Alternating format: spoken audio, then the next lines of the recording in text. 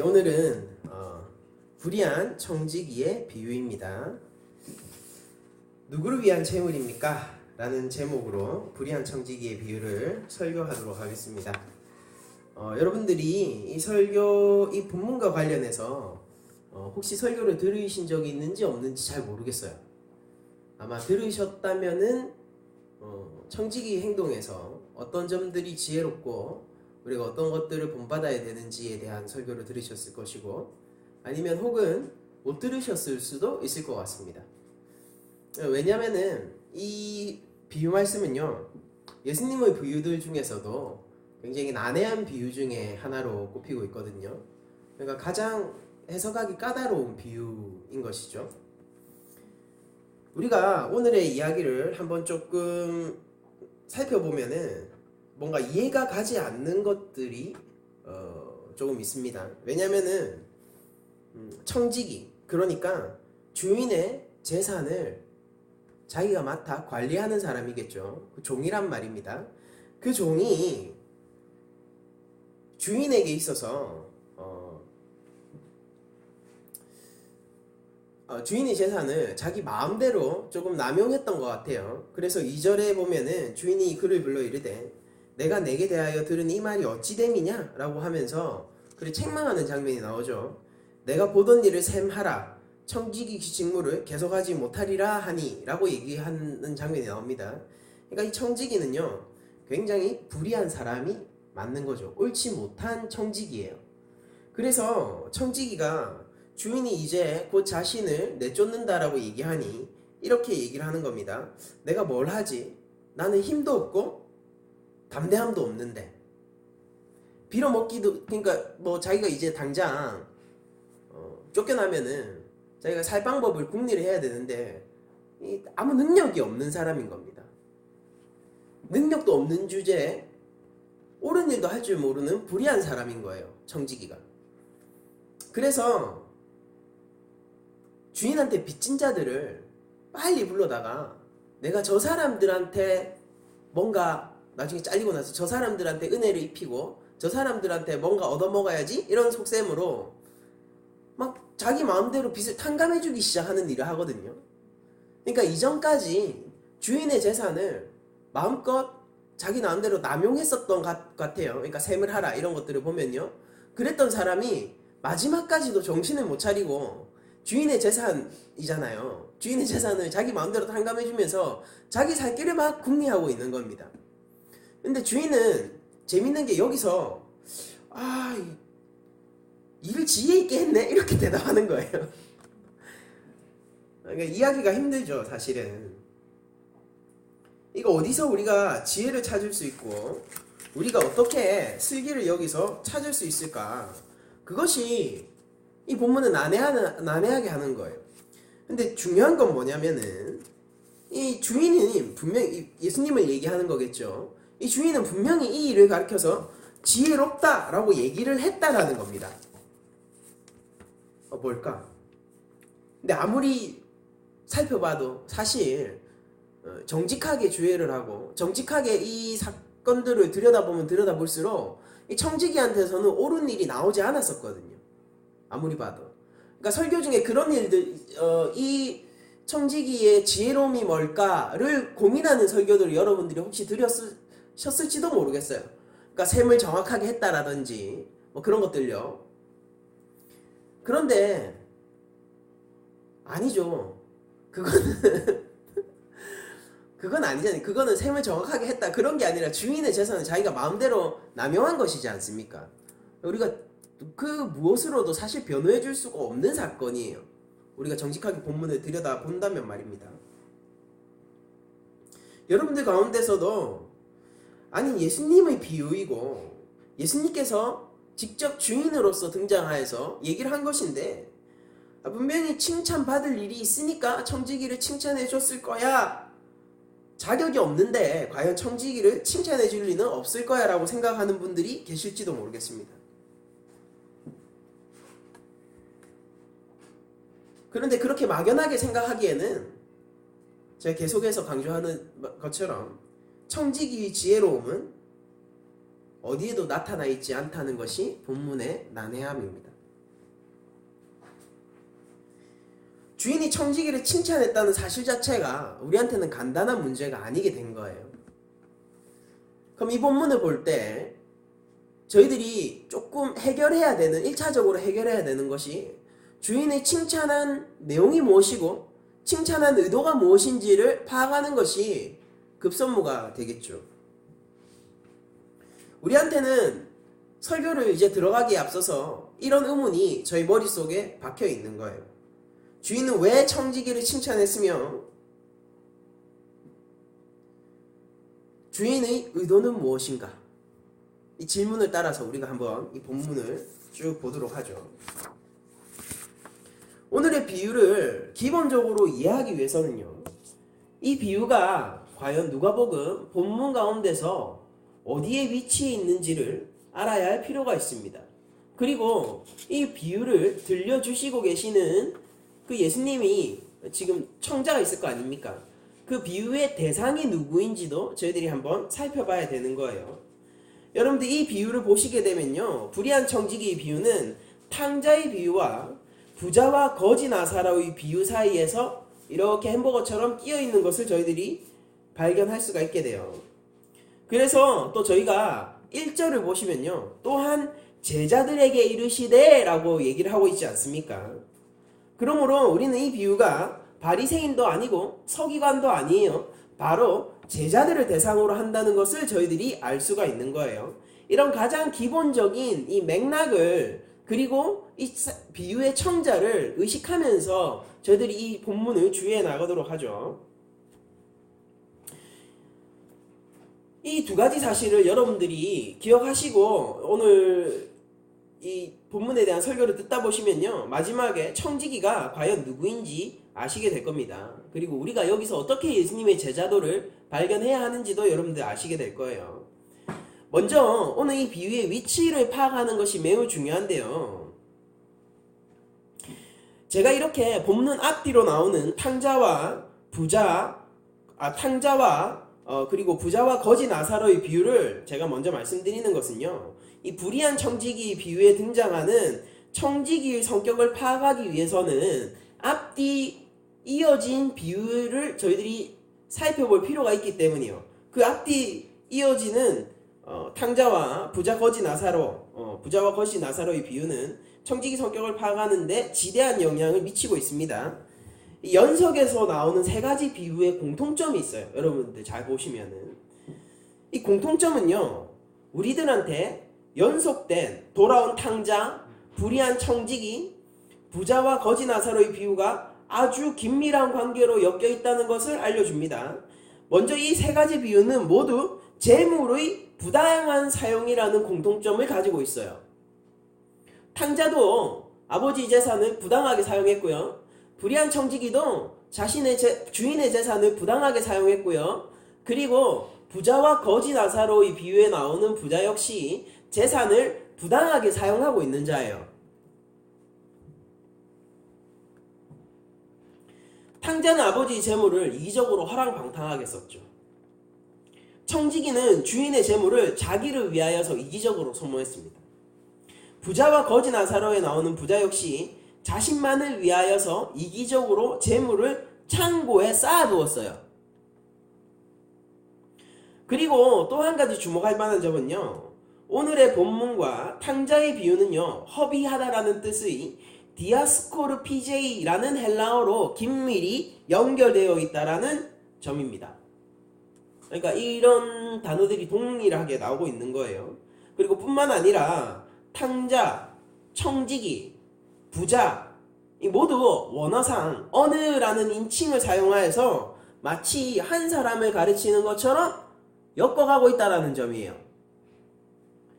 물론 저희들이 보는 그 성경에 따르면은요, 16장 1절을 보면 어떤이라고 나오죠. 이게 그냥 다 같은 단어예요. 어떤 이것과. 그리고 19절을 보시면요, 한 부자가 있어 이렇게 나오잖아요. 이게 어느라는 뜻이에요. 이게 다 같은 단어입니다. 한, 어떤 이렇게 되어 있는데 또 그리고 이제 탕자의 비유에서도 동일한 단어가 나온다는 거예요. 그럼 이런 문학적 장치들이 의미하는 바는 청지기가 다른 비유들에서 탕자나 혹은 부자의 위치에 놓일 수도 있다는 것을 알려주는 겁니다. 그러니까 거의 비슷한 롤 역할을 하고 있는 거예요. 이를 통해서 우리는 청지기가 탕자나 부자같이 재물에 대해서 그렇게 깨끗한 사람이 아니란 것을 알 수 있어요. 청지기는 주인의 재물을 마음껏 낭비했단 말입니다. 마음껏 낭비한, 다시 말해서 우리가 뭔가 편을 들어주고 싶은데 도저히 편을 들어줄래야 들어줄 수 없는 사람이라는 것이 드러난 겁니다. 청지기는요, 주인보다 주인의 재산을 사랑하는 사람이 맞아요. 주인의 충실한 청지기가 되기보다는 자기 자신을 위해서 살아가는 사람이에요. 이게 청지기란 말입니다. 그런데 우리는 예수님께서 바로 제자들에게 이 비유를 들려주시고 계시다는 점을 생각할 때 이 청지기가, 이 불의한 청지기가, 우리가 도저히 편을 들어줄 수 없는 이 청지기가 사실은 제자들이라는 사실도 저희들이 금방 알 수가 있게 되죠. 그러면 지금 예수님께서 지금 그토록 사랑하고 계시는 제자들을 재물을 사랑하는 탐욕스러운 사람이라고 지적하고 계신 걸까요? 네, 바로 그거예요. 지금 예수님께서는 그것을 이야기하고 계신 겁니다. 예수님께서는 지금 자기 곁에 모여서 예수님의 제자랍시고 행동하고 자신 스스로를 칭하고 생각하고 있는 그 제자들에게 사실은 재물을 사랑하는 자들, 즉 불의한 청지기로서 드러내고 계신 거예요. 1차적으로. 아니 사실 지금 예수님은 이 본문을 통해서요, 이 비유를 통해서 제자들뿐만 아니라 성도라고 자처하고 있는 우리를 향해서도 우리가 재물을 사랑하는 탐심을 가진 사람들이라고 고발하고 계신 겁니다. 예수님은 제자들을 정확하게 바라봤고 또한 이 교회를 정확하게 바라보신 것이죠. 여러분들, 이 자리에 있는 우리들은요, 비록 하나님을 사랑한다, 그리고 예배한다, 그렇게 고백하지만요, 실은 세속에 물든 사람들과 마찬가지로 재물의 유혹에 무방비로 노출되어 있는 사람들이 틀림없습니다. 그건 우리가 살고 있는 오늘날 대한민국이 물질 만능주의에 젖어 있는 사회이기 때문이에요. 여러분들, 한때 유행했던 흙수저, 금수저 이런 단어들이 빈부의 격차 이런 것들을 꼬집는 단어이기도 하지만 한편으로는요, 금수저에 대한 부러움 그리고 갈망 이런 것들이 이중적으로 내포해서 쓰였다는 사실을 여러분들 기억하실 거예요. 네, 그래요. 맞습니다. 그렇습니다. 우리가 살고 있는 이 시대의 대한민국은 우리들에게 물질에 대한 큰 압박과 동시에 그만큼 강렬한 유혹을 던지고 있는 그런 시대인 것입니다. 이런 물질의 유혹 속에서 자유로울 수 있는 사람이 우리 여기 앉아있는 사람들 중에 얼마나 될까요? 여러분들, 왜 재물이 우상이 되는지 아십니까? 그건 내 삶의 필수적인 것이기 때문이에요. 필수적인 것들이 우상이 되는 겁니다. 아무 상관이 없고 내 삶 속에서 있어도 되고 없어도 되는 것들은 우상이 될 수 없어요. 내 삶을 살아가는데 필수적인 것들이 내 삶 속에서 우상이 되어버리는 거죠. 우리는 우리 삶 속에서 필수적인 것을 그저 필수적인 것을 위치에 놓는 것에 익숙하지 않아요. 우리 인간들은 예배하는 자들로 지어졌기 때문입니다. 그렇기 때문에 하나님을 예배하는 자가 아니면요, 무언가 내 삶 속에서 필수적인 여러 요소들을 혼합시키고 괴물로 만들어 그것을 우상의 자리에 놓고 그것을 갈망하고 섬기고 거기로 달려가기를 원하게 되는 삶을 살게 되는 것이죠. 여러분들, 조금 더 노골적으로 얘기해 보겠습니다. 우리는 주인보다 재물을 사랑한 청지기, 이 비유를 볼 때 청지기를 비난하게 되는데요. 과연 그렇다면 우리는 정말로 물질보다 하나님을 더 사랑하고 있을까요?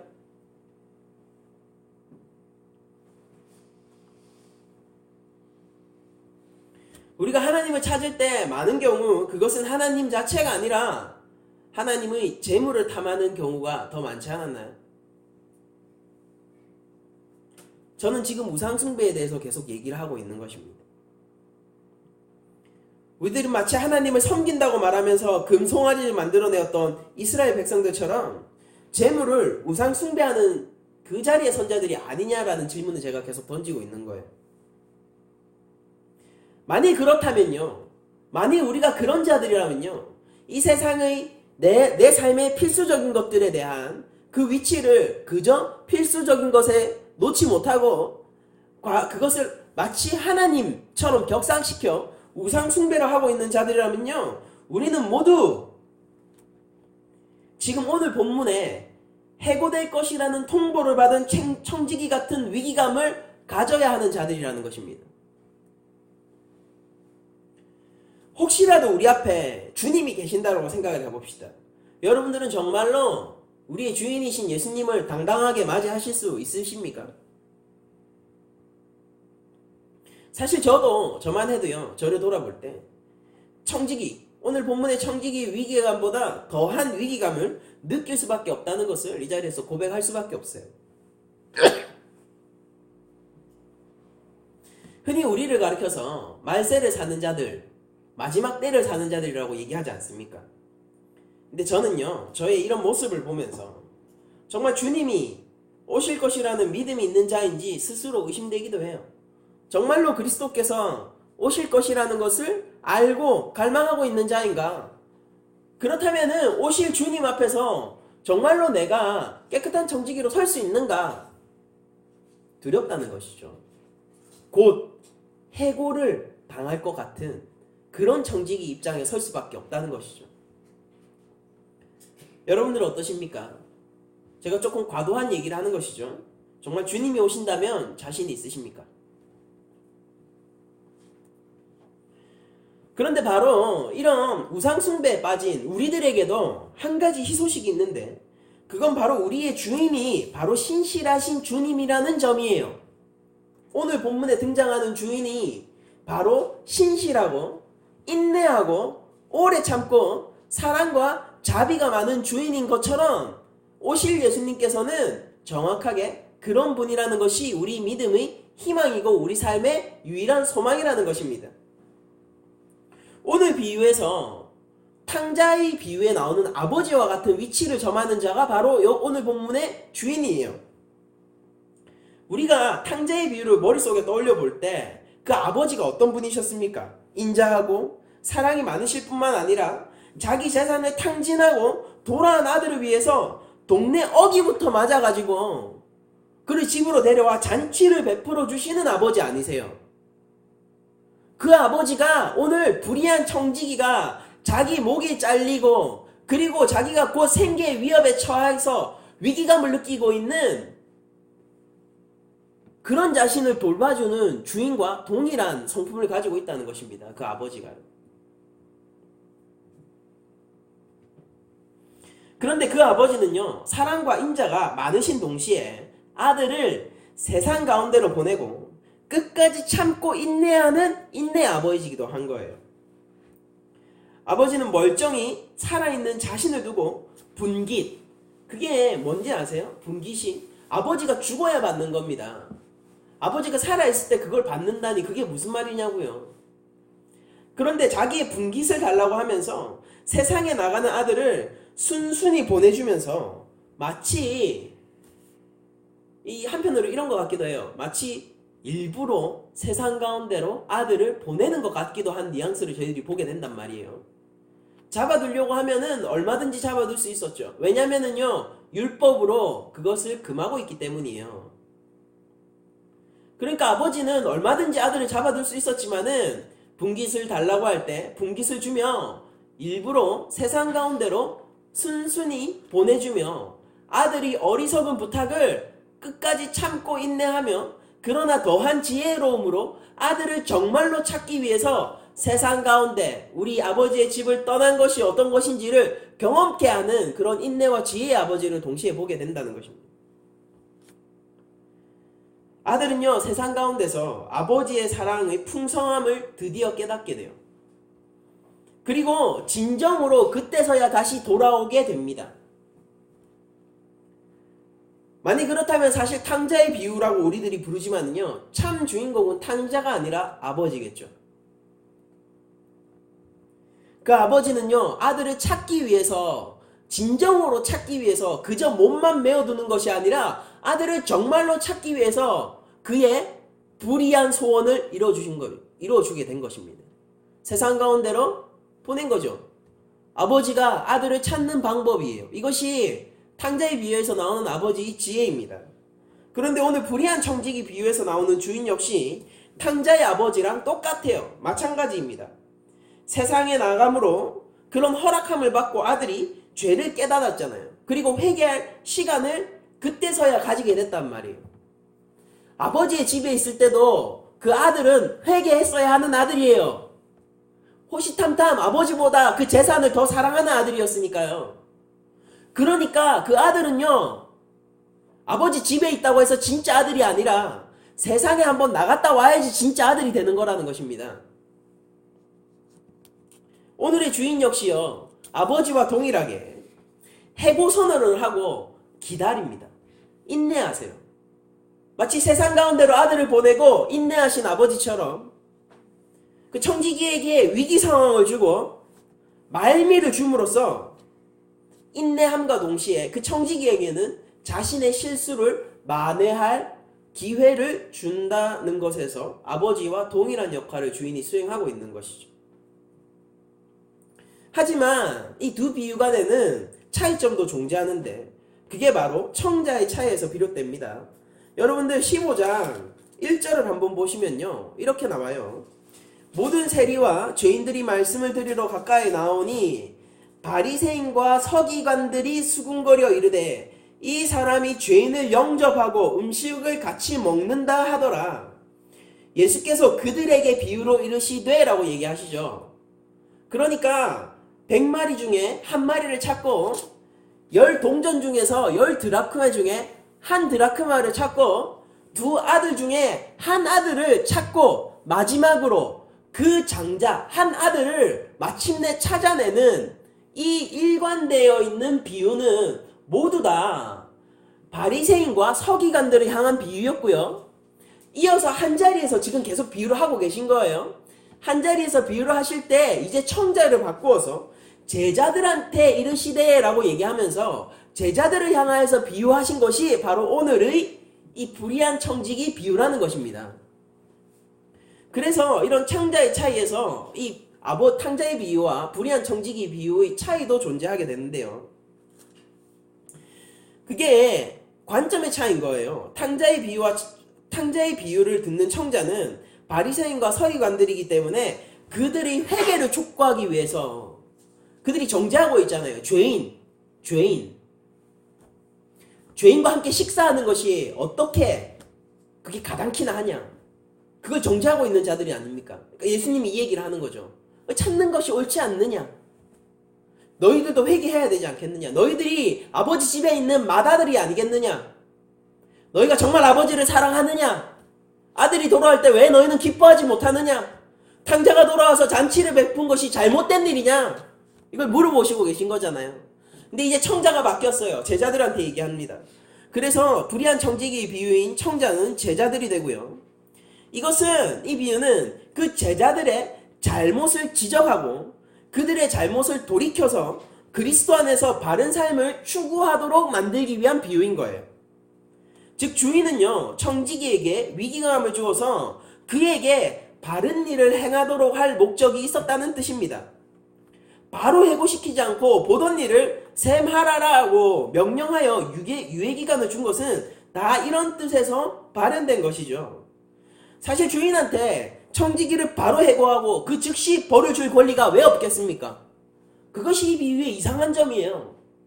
분명히 불의함이 드러났는데 주인은 심지어 거기에 유예기간을 준다는 것이 굉장히 우리가 눈치채지 못했지만은 비유상에서 특이한 점이라고요. 청지기 방자하고 방탕한 태도를 보면요, 오히려 그 즉시 벌을 주어야 마땅한 거 아닙니까? 즉시 잘라버려야 되는 거 아니에요.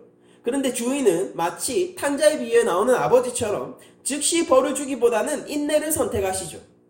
여기에서 우리는 주인이 얼마나 사랑이 많고 인자한 성품인지를 알 수 있게 되는 거예요.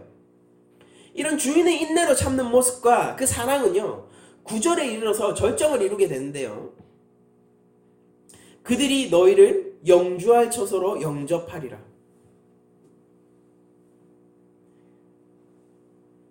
여러분들, 사랑하는 성도 여러분들, 이것이 주인의 사랑인 거예요. 청지기가 구했던 것이 무엇이죠?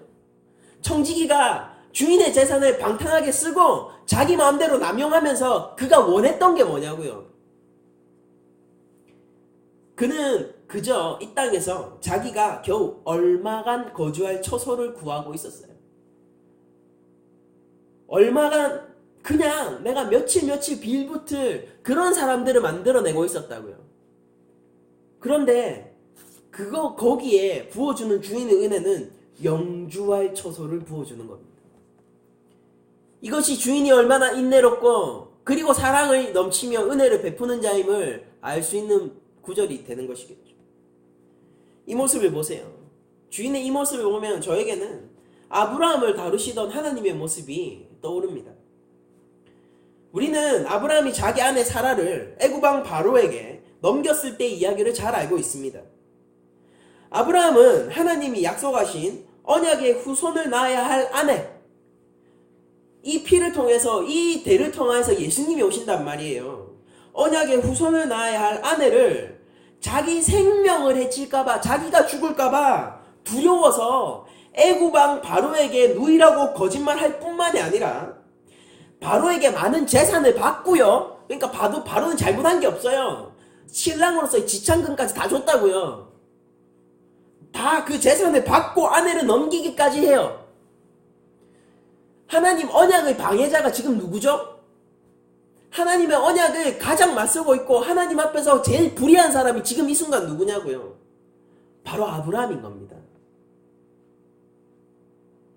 사라를 통하여서 내가 언약을 후손을 주겠다라고 했을 때, 그 씨를 주겠다라고 했을 때 아브라함은 그것을 자기 생명보다 귀히 여긴 적이 없었던 거예요. 돈을 받고 많은 재산을 받고 재산을 더 사랑하여 아내를 넘긴 꼴이 된 것이죠. 창세기 12장 16절을 보면요. 이에 바로가 그로 말미암아 아브라함을 후대함으로 아브라함이 양과 소와 노비와 암수 나귀와 낙타를 얻었더라 라고 기록이 되어 있습니다. 어떻습니까? 재물을 받고 하나님과의 언약을 깨어버린 아브라함은 당장 그 자리에서 벌을 받아야 되지 않습니까? 맞잖아요. 벌을 받아야 되잖아요. 하나님 앞에서 아주 괘씸한 짓을 했잖아요. 그는 당연 지금 하나님이 나타나셔서 그 따귀를 올려붙여도 아무 할 말이 없는 자 아닙니까? 그런데 우리는 이미 이 이야기의 결말을 잘 알고 있죠. 어떻습니까? 비록 아브라함은 언약을 깨트리는 무시무시한 죄를 지었지만 하나님은 아브라함에게 대해서는 참으실 뿐만 아니라 애굽 왕 바로에게 나타나셔서 직접 사라를 돌려주라고 명령하고 계세요. 애굽 왕은요, 그 하나님의 현존 앞에서 두려워하면서 아브라함을 불러서 왜 나를 속였느냐라고 지탄을 가합니다. 그러면서 어떻게 하느냐면요, 그 지금 내가 준 재산 가지고 다 떠나라 라고 얘기를 하고 있어요. 하나님은 아브라함을 오래 참으실 뿐만 아니라 애굽 왕한테 받았던 그 재물, 뭡니까? 자기가 속여서 받은 재물이잖아요. 자기가 속여서 받은 재물, 자기가 언약의 배반자로서 받은 재물이잖아요. 그런데 그것까지 허락하시고 축복하신 다음에 돌려보내는 게 아브라함을 다루시던 하나님의 인내와 사랑이었어요. 이때는 아브라함이 아니라 아브람일 때죠. 얼마나 인자하고 사랑이 많으시며 오래 참으심은 하나님이신지 저희가 가늠할 수 없을 정도입니다. 여러분들, 바로 이 하나님이 우리 삶의 주인이라는 거예요. 우리 인생의 주인이 바로 그 하나님이라는 겁니다. 우리가 마치 청지기처럼요, 그리고 아브라함처럼요, 물질과 재물에 눈을 돌리고 하나님보다 그것들을 더 사랑하고 있을 때도 하나님은 여전히 인내하고 계시고요, 하나님은 여전히 우리 삶에 축복하시기를 원하고요, 하나님은 여전히 우리를 품으시기를 원하시고 계신 겁니다. 우리가 아무리 감추려고 해도 내면 깊숙한 곳에서 끊을 수 없는 그 물질과 재물에 대한 갈망들이 있을 때 우리는 하나님 앞에서 분명히 죄를 짓는 것이지만 하나님은 오히려 그 하나님의 사랑과 인내와 은혜로 우리를 그 자리에서 벗어나게 해주시는 거예요. 그것이 바로 우리 삶을 다스리는 우리 삶의 주인이신 하나님이시라는 겁니다. 여러분들 이 시간 우리들도 우리 낮은 자리 교회 성도 전체도 우리의 연약한 모습, 죄된 모습을 하나님 앞에 솔직히 가져갈 때요. 우리가 중심을 다해서 나아갈 때 하나님께서는 물질을 사랑하는 우리의 모습을 치료해 주실 뿐만 아니라 물질의 우상 숭배에서 벗어나 하나님의 뜻대로 살 수 있는 능력도 부어주실 것이라는 겁니다. 그러면 우리는 어떻게 그 재물의 유혹에서 벗어날 수가 있는 것입니까? 우리가 어떻게 그 우상 숭배에서 벗어날 수 있는 거예요? 꼭 재물이 아니라도 좋아요. 물질이 아니라도 좋아요. 우리는 그 명예를 탐하는 우리의 욕구에서 어떻게 벗어날 수 있는 거예요? 우리는 로맨스로 포장되어 있는 사실은 우상 숭배 그 열렬한 감정에서 우리는 어떻게 벗어나 중심을 찾을 수가 있는 것입니까? 왜 우리 삶 속에서 우리는 왜 하나님보다 사랑하는 것이 더 많아지는 것입니까? 왜 내가 다스려야 할 것에 다스림을 받고 때로는 자녀가 우상이 되어서 내 인생이 없고 자녀의 인생에 매여서 자녀의 삶까지 왜 망치는 일들이 왜 나타났냐 말이에요. 우리가 그런 것에서 벗어날 수 있는 그 길은 어디에 있냐는 것입니다. 성경 그것에 대해서 무엇이라고 얘기하고 있는 것일까요? 우리는 우리의 재물을, 우리는 우리의 삶의 방향을, 우리는 우리의 인생을, 성품을 하나님의 뜻대로 사용하는 일로서 그런 것에서 벗어나는 것이 가능해지는 것입니다. 저는 오늘 처음부터 우리가 가지고 갔던 그 질문에 대한 답을 내리려고 해요. 청지기는 칭찬받을 자격이 있는가? 있다면 뭐 때문에 칭찬을 받았는가? 바로 이 질문입니다. 여기에 대한 답은 이것이에요.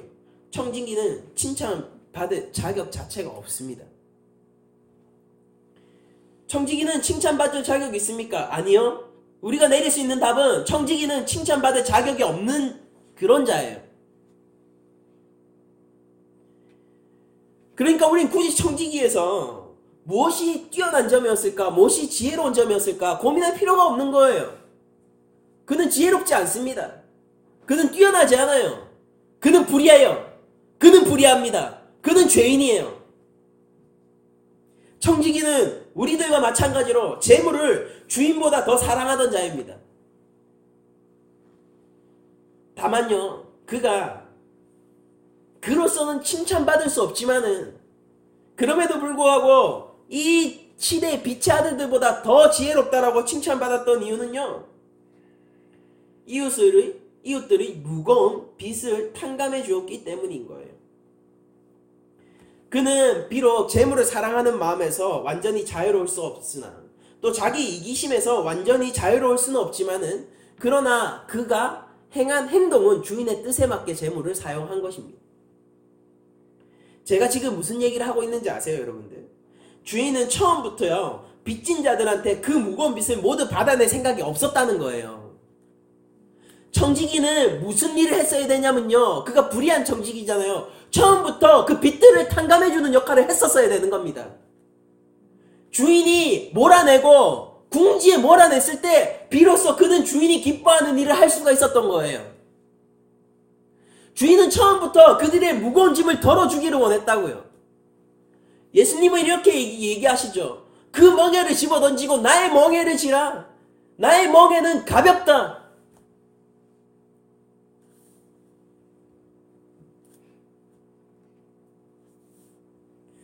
청지기가 한 일이 무엇입니까? 청지기는요, 빚을 탕감해 줬는데 그것은 주인이 할 일을 마치 자기가 먼저 나서 대신해 준 모양이 된 것이고, 이것으로 인해 주인은 지혜롭다 칭찬한 것입니다. 그러니까 청지기는 그 칭찬마저도 주인의 계획에 기대고 있는 것입니다.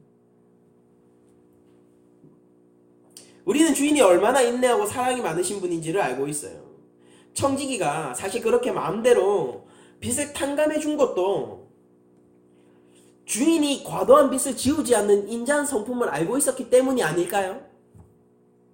내 주인은 인자해. 내가 이것을 마음껏, 지금 막판에 몰려있는 거 아닙니까? 곧 해고당하지 않아요. 그럼에도 불구하고 이렇게 생각을 한 거예요. 내가 이 빚을 이렇게 탕감해줘도 주인은 그것에 대해서 크게 신경 쓰지 않을 거라는 확신이 있기 때문에 그렇게 하지 않았을까요? 그래서 자기도, 그러니까 청지기는 자기가 칭찬받을 만한 사람이 아니라 그 자신도 주인의 인자한 성품에 기대고 있는 사람이에요. 그래서 자신도 그 인자한 성품에 기대어서 빚을 탕감해서 처소를 얻으려고 하는 자라는 것을 저희들이 알 수 있는 것입니다. 여러분들 여기서 우리가 한번 생각해 봐야 할 점이 있어요. 제가 앞서서 탕자의 아버지 이야기를 하면서 탕자의 아버지가 돌아온 탕자의 비유의 주인공이라는 식으로 얘기를 한 적이 있죠. 돌아온 탕자의 아버지는요, 아들을 진짜로 찾기 위해서 그를 세상에 보냈고, 그러므로 말미암아서 아버지의 사랑과 뜻에 합치되는 아들로 되찾았어요.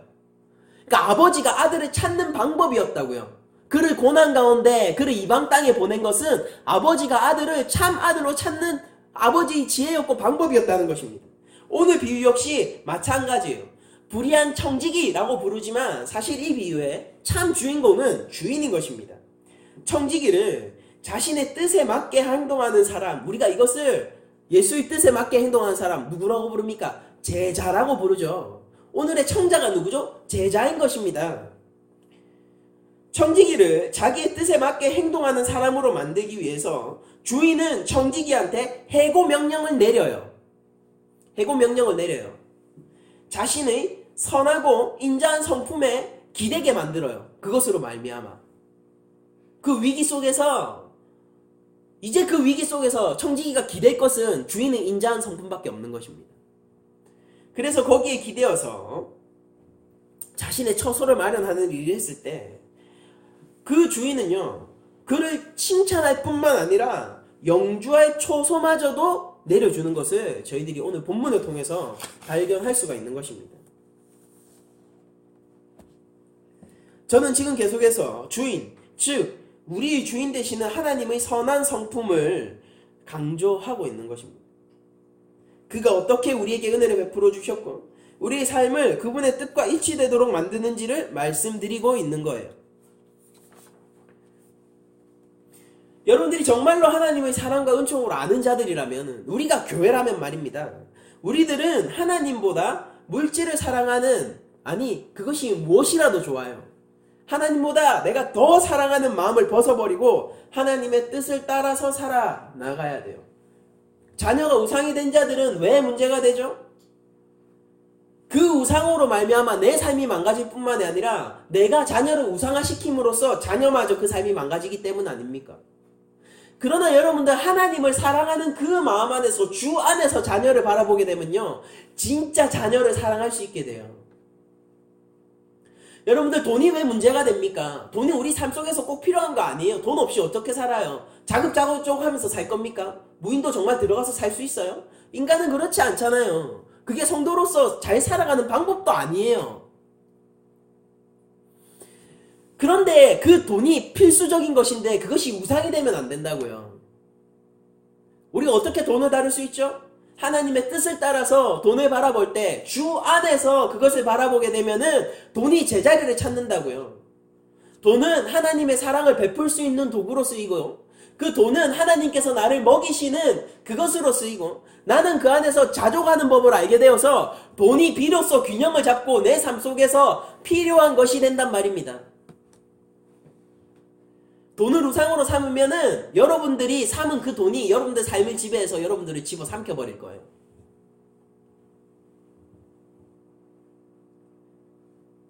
권력, 패션, 인자한 성품, 무엇이라도 마찬가지예요. 여러분들 하나님의 뜻을 따라서, 말씀을 따라서 주 안에서 그런 것들을 바라볼 능력이 없으시고 그런 것들을 우상의 자리에 옮겨놓게 되신다면요, 그런 것들이 여러분들의 삶을 피폐하게 만들고 하나님으로부터 여러분들을 단절시켜버릴 것입니다. 청지기는 물질을 이웃을 위하여 섬기는데 사용했어요. 그래서 그들의 무거움을 덜어주고 위로해 줄 수 있는 용도로 사용했습니다. 그것을 주인은 기뻐하세요. 저는 지금 여러분들한테 또 다른 형태의 율법을 부과하려는 것이 아닙니다. 하나님은 자기 독생자를 보내주셔서 우리의 죄를 용서해 주셨어요. 우리가 감당할 수 없는 그 은혜에 힘입어서 우리는 그리스도와 함께 멍에를 지는 자가 되어야 된다라고 얘기를 하고 있는 거예요. 우리는 감당할 수 없어서 죽어야 할 죄의 짐을 지고 있었습니다. 그것을 바라보게 되는 것이죠. 나는 지금 해고 상황이에요. 이제 살 수가 없다고요. 능력도 없어요. 빌어먹을 용기조차 없어요. 땅을 파자니 힘도 없어요. 이 얼마나 연약한 한 사람입니까? 그것을 바라보게 됐을 때 이전까지는 주인의 재산을 마구 탕진하면서도 아무 능력, 아무 감각이 없었죠. 나를 위해서 썼잖아요. 아무 감각이 없는 거예요. 내가 힘이 없었는지 알지도 못했고 내가 이렇게 용기가 없는 자인지 알지도 못했어요. 청지기는 마음껏 방탕하게 살았을 것입니다. 그 역시 주인의 은혜겠죠. 그러나 그는 비로소 위기에 몰리고 나서야 자기 자신을 직시하게 된 겁니다. 내가 어떤 자인가?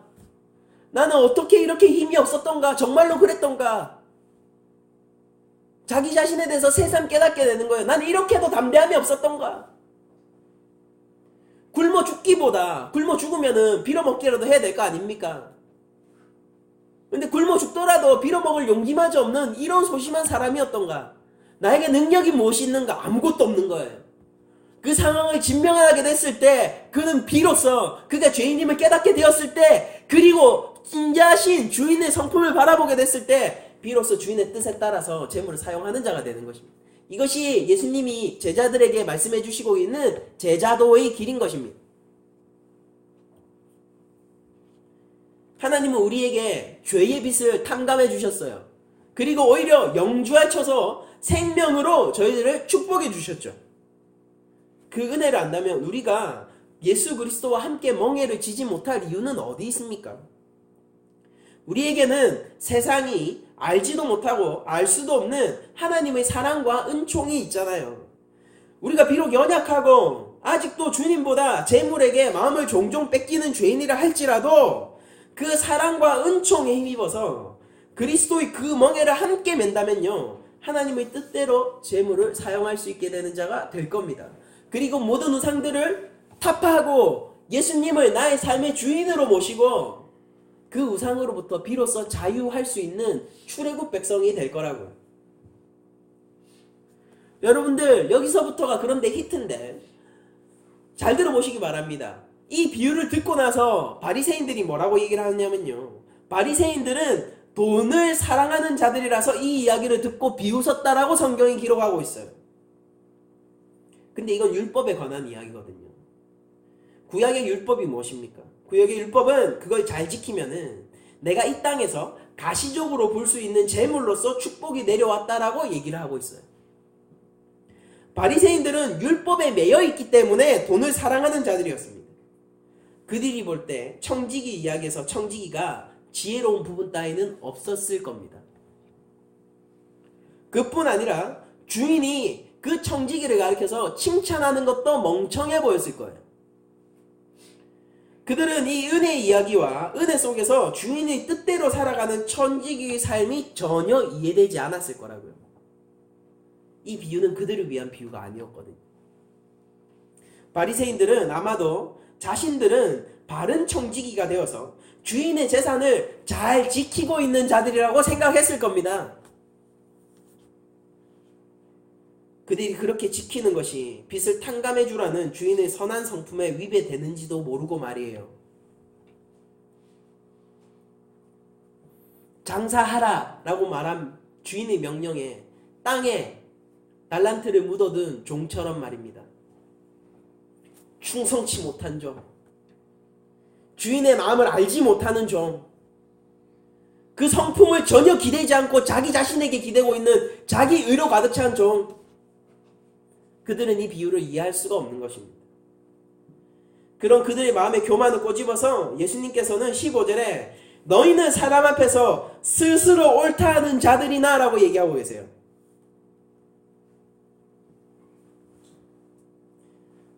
너희 마음을 하나님께서 아시나니 사람 중에 높임을 받는 그것은 하나님 앞에서 미움을 받는 것이니라 라고 예수님은 책망하셨습니다. 또한 그들의 모습 자체가 영적 우상 숭배임이 18절을 통해서 드러나게 되는데요. 무릇 자기 아내를 버리고 다른 데 장가드는 자도 간음하며 무릇 버림당한 여자에게 장가드는 자도 간음하니이니라.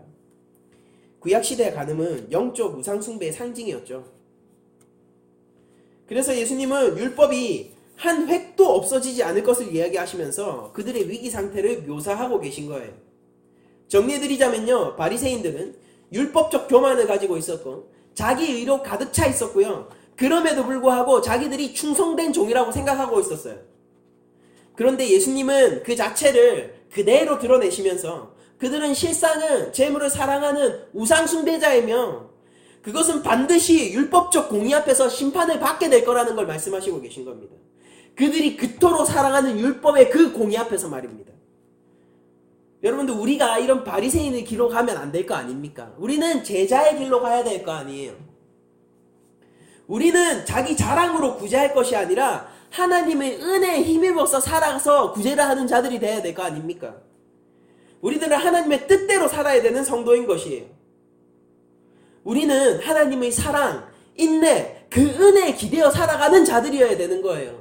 우리 힘으로 설 수 없어요. 우리를 바라보십시오. 여러분들 빌어먹을 용기가 있습니까? 땅을 팔 힘이 있나요? 여러분들 무엇으로 설 수 있나요? 우리는 주인의 자비하고 인자한 성품에 기대는 것 외에는 방법이 없는 것입니다. 그러나 그렇게 기대했을 때 주인의 뜻이 이루는 삶을 살 수 있게 되는 힘이 주어진다고요. 우리는 하나님의 성품에 기대는 것입니다. 우린 예수 그리스도의 십자가에 기대는 것이에요.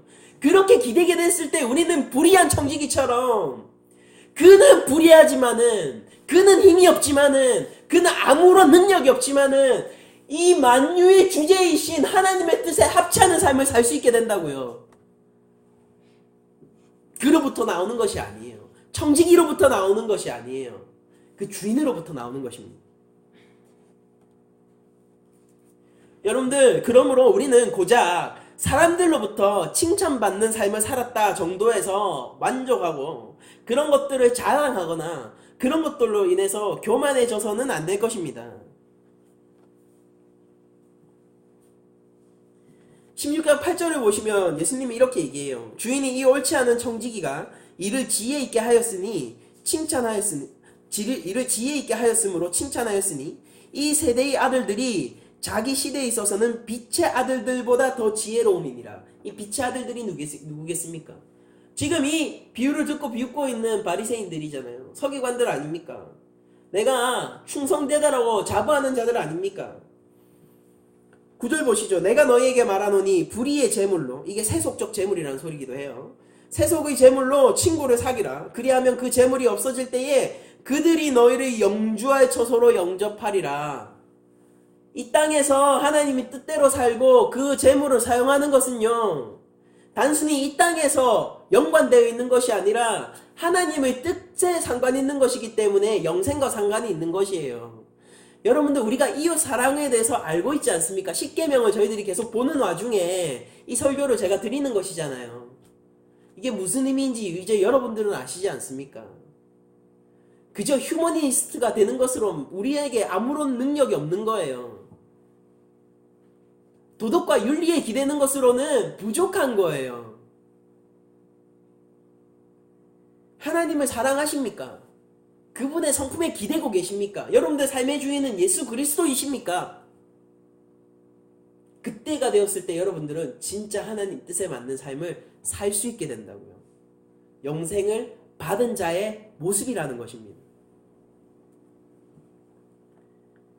10절, 지극히 작은 것에 충성된 자는 큰 것에도 충성되고 지극히 작은 것에 불의한 자는 큰 것에도 불의하니라. 바리새인들은요, 지극히 크신 하나님께 충성하고 있다라고 생각했어요. 그들은 자기 옆에 지극히 작은 이웃 하나를 보지 못하고 있었습니다. 그들이 정죄하고 있었죠. 그들과 함께 식사를 하고 있는 예수님을 가소롭다고 비웃었죠. 제자된 삶은 무엇일까요? 참 제자도는 어디에 있습니까? 내가 하나님을 사랑함으로 이 옆에 있는 작은 자들, 이 소자들에게 예수 그리스도께 하듯 하는 자들이 제자도의 삶을 사는 것이죠. 그렇게 되었을 때 예수님이 양과 염소의 비유에서 나오는 것처럼 네가 내가 줄였을 때 배불리 먹여줘. 내가 감옥에 갇혔을 때 나를 위로하러 와줬구나. 그렇게 얘기해 주실 거란 말입니다.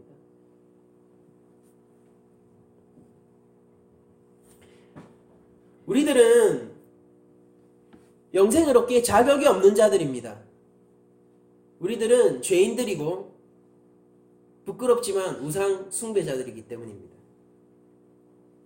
그러나 여러분들, 이런 우리라 하더라도요, 예수 그리스도의 십자가를 붙들고 그 보혈 앞으로 나아갈 때 우리에게는 회복이 있는 것이고, 우리는 하나님 앞에서 바르게 성도답게 하나님의 뜻에 따라 우리의 삶을, 그 궤적을 만들어 가야 하는 자들입니다. 그러나 우리가 그 삶의 궤적들을 만들어 갈 때 바리새인들과 같이 하지 말고 하나님의 그 은혜를 의지함으로써 그렇게 해야 되는 것이, 여러분들 잊지 말으셔야 하는 것이 있어요. 우리가 불의한 정직이에요. 칭찬받을 거 없어요. 자랑할 거 없습니다. 우리는 아무것도 내세울 게 없어요. 우리들이 재물의 우상에 빠진 자들입니다. 그러나 여러분들, 이 사실을 직시하고 나의 내면을 정면으로 들여다보게 될 때 그것이 우리를 겸손하게 만들어 줄 거예요. 또한 이런 우리들이라 할지라도 사랑해주고 계신, 인내하고 계신 그 충실함을 우리 삶 속에서 베풀고 계셔서 마침내 제자로 찾으시는 그 하나님의 사랑을 우리가 결코 잊지 말자고요. 우리한테 왜 삶 속에서 자꾸 이런 우리의 추악한 모습이 드러나냐고요? 그게 예수님이 제자를 찾는 방법이에요. 왜 아들이 세상으로 나가서 그 고초를 겪고 그제서야 회개해야 되냐고요? 그게 아버지가 아들을 찾는 방법이에요. 우리들은 교만하여서 정말로 회고의 그 죽음의 위기를 겪지 않으면은, 우리가 죄인이라는 사실을 알지 않으면요, 결코 겸손해질 수 없어요. 하나님 앞에서. 하나님은 우리를 낮추십니다. 그러나 기억하세요. 그 낮은 자들이요, 하나님 앞에서는 상석에 앉게 될 것이라는 것을. 여러분들, 정말로 이런 하나님의 사랑을 안다면요, 예수 그리스도의 십자가 위에 선 그 사랑을 안다면은 우리들이 우상으로 섬기고 있는 재물을 위시한 그 많은 것들을 내려놓지 못할 이유가 어디에 있겠습니까? 우리는 하나님이 바라시는 대로 살아야 돼요. 우리는 예수님이 가셨던 그 길로 행해야 합니다. 우리들이 예수님의 제자들을 자처하는 교회라면 말입니다. 하나님이 바라시는 대로 그 뜻이 있는 곳에 우리의 재물이 가야 되죠. 하나님이 바라시는 그곳에 우리 시간이 가야 되죠. 하나님이 원하시는 그 삶의 궤적들을 우리에게 제시해 주실 때, 성령의 열매들을 제시해 주실 때 우리가 그런 것들을 사모하는 삶을 살아야 되지 않겠습니까? 교회 안에서 존경을 받는 기준이 뭐가 돼야 되겠습니까? 교회 안에서 독려해야 되는 삶의 기준이 뭐가 돼야 되겠냐고요. 헌금 많이 하는 거요? 필요 없어요. 괜찮아요. 하나님이 돈 없어서 일 못하십니까? 멋진 직업을 가지고 많은 사회적 영향력을 행사하면서 그렇게 멋있게 교회에 나오는 거예요? 필요 없어요. 하나님은 만유의 주제이십니다. 창조주세요. 영향력이요? 역사해주세요. 하나님이 진짜 원하시는 게 뭐냐고요. 하나님의 마음을 알아. 예수 그리스도의 마음을 알아요. 하나님의 그 긍휼함으로 세상을 바라보는 긍휼함이 우리에게 있습니까? 예수 그리스도의 본을 받아 하나님의 말씀을 순종하려고 하는 그 부드러운 마음이 우리 가운데 있습니까?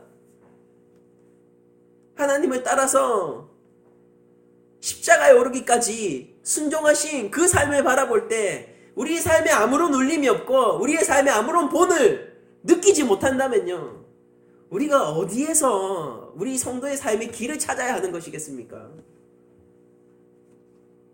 우리들은 죄인이에요. 불의한 정직입니다. 우리가 불의한 정직이에요. 우리가 우상숭배자입니다. 그럼에도 불구하고 우리는 예수 그리스도의 십자가 사랑, 하나님의 인자하심, 그 인내에 기대고 있기 때문에 하나님의 뜻을 따라서 살 수 있는 자들이 되는 것입니다.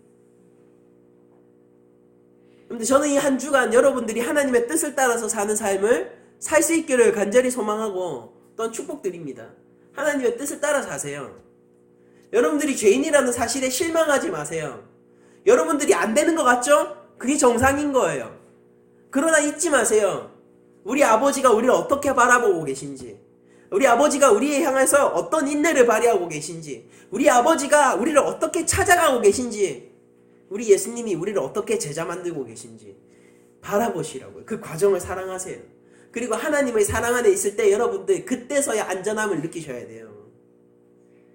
여러분들이 힘이 있으면 그게 안전할 것 같습니까? 아니요. 여러분들에게 담대한 마음이 있으면은 빌어먹기밖에 더 하겠어요? 그게 안전하게 더 하겠습니까? 아니요. 힘이 없는 게 나아요. 땅을 파지 마세요. 여러분들은 더 부끄러움이 많은 게 더 나아요. 빌어먹지 마세요. 더 좋은 게 있잖아요. 주인의 사랑에 기대십시오. 우리 한 주간의 삶이 그런 하나님의 사랑으로 뒤덮여져. 예수 그리스도의 십자가를 따르고자 하는 그 제자도의 마음이, 우리 제자로서의 우리 본분이 불같이 마음에 타올라서 우리가 가지고 있는 시간과 물질과 삶 전체를 하나님의 뜻에 맞게, 다시 또 똑같은 얘기인 거예요. 그 말씀에 순종하여 말씀을 따른 삶을 살 수 있기를 축원하며 모든 설교를 마치도록 하겠습니다.